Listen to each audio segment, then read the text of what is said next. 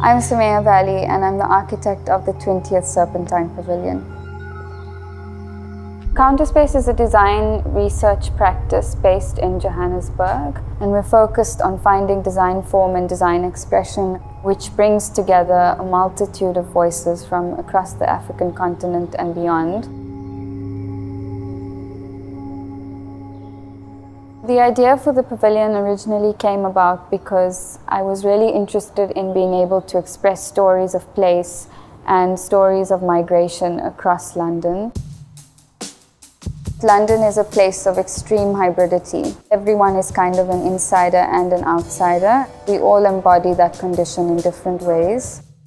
I spent a lot of time when I first came to London at the Bishopsgate Library and Archive, and I worked through their pamphlet collection. I looked at events that were taking place around waves of migration that occurred in the city. The most important part about this pavilion for me is that it's conceived in 5 parts. There is the structure that we're sitting in now in Kensington Gardens, but then there are 4 other structures that are embedded in the city across London.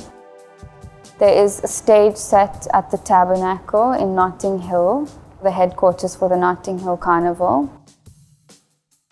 There's a fragment at New Beacon Books in Finsbury Park, a bookstore that was one of the first in the UK with a focus on Afro-Caribbean and African diasporic literature. There is a seat at the Albany in Deptford, and then there is a fragment at the Valence House Library in Barking and Dagenham, and that will form part of a hub that's going to be a radio station.